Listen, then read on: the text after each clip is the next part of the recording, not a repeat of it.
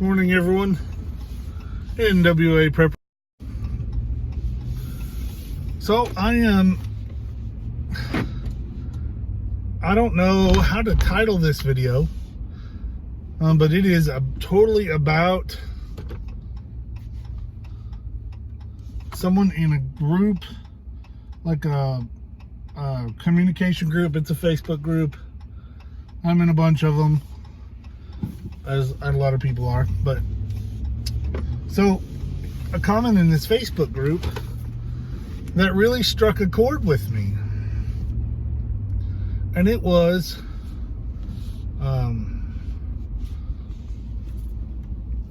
I basically, without saying exactly what it is, how do you handle when you're having to eat out of your preps and sell some of your hard items to make ends meet today?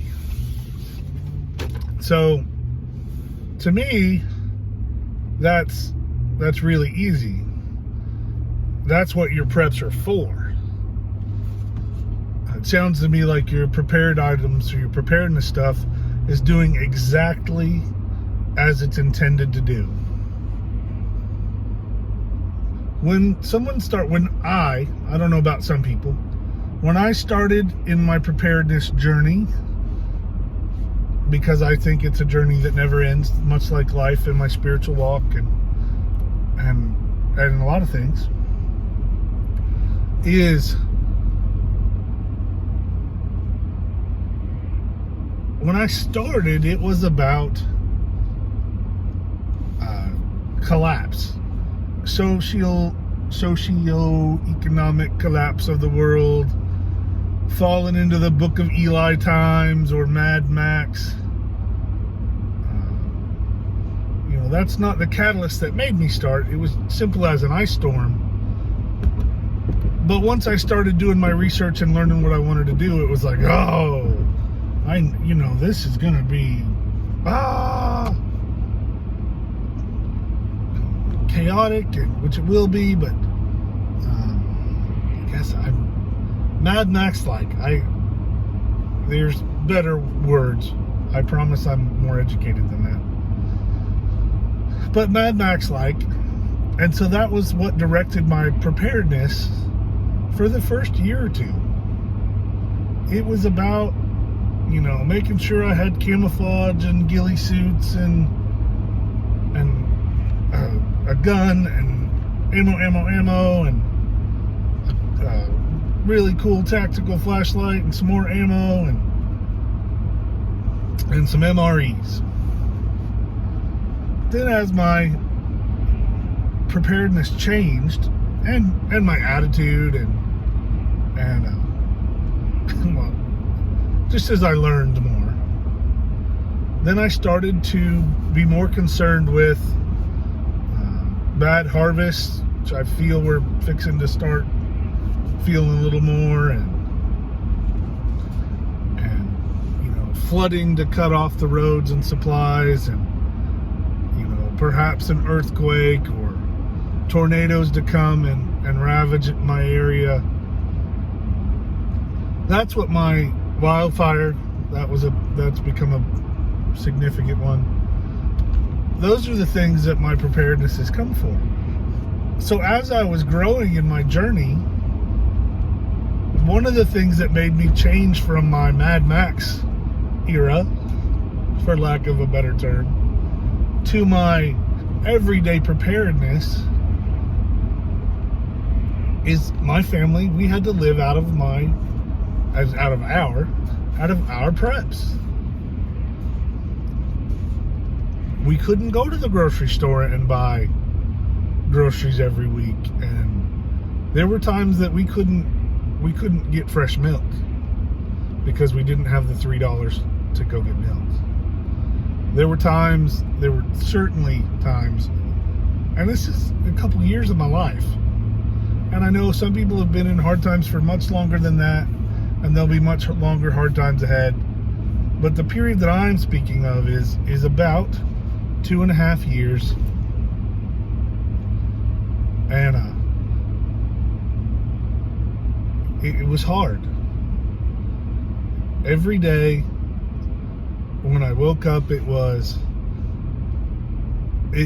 actually, man, I wish I could grow that. I'd love to get some green beans, and this and that and the other that were fresh. But I'm grateful that I can go and I can get a can of green beans. So when my family had spaghetti on Tuesday nights, which is what they were accustomed to before that, they still had spaghetti on Tuesday nights. Now, it had changed a little bit because towards the end of that 2 years, there wasn't always ground beef in our spaghetti sauce, which is what my family likes, which is what I like. We'd had to expand out to canned chicken and no meat in it at all.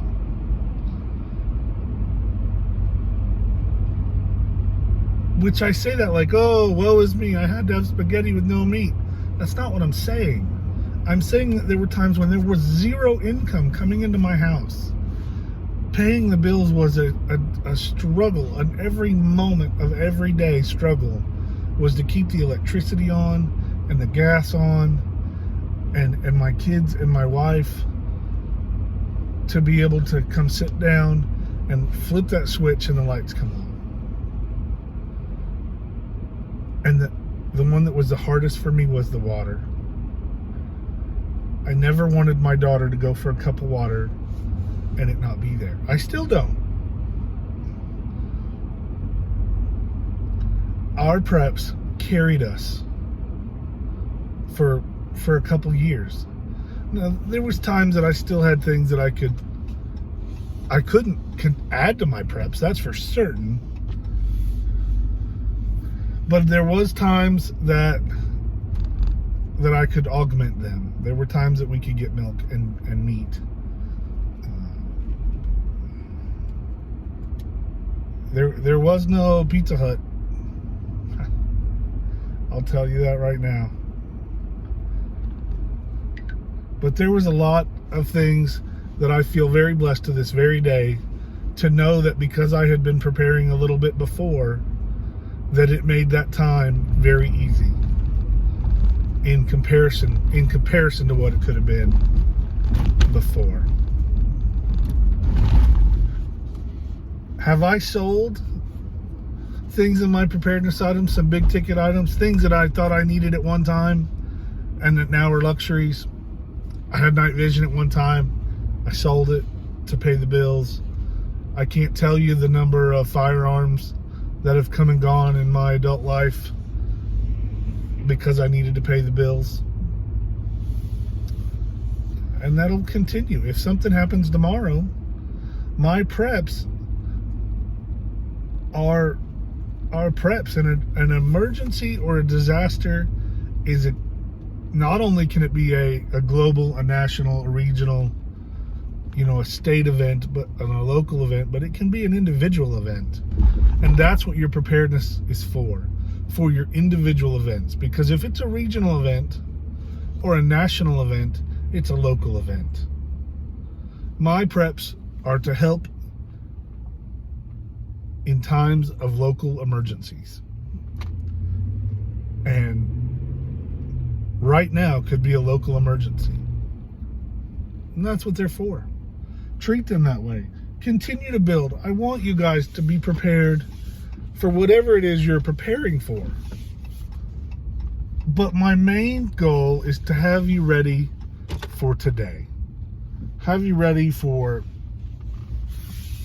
losing the job, for someone getting sick and not being able to work, or having to move, or whatever today's emergency is.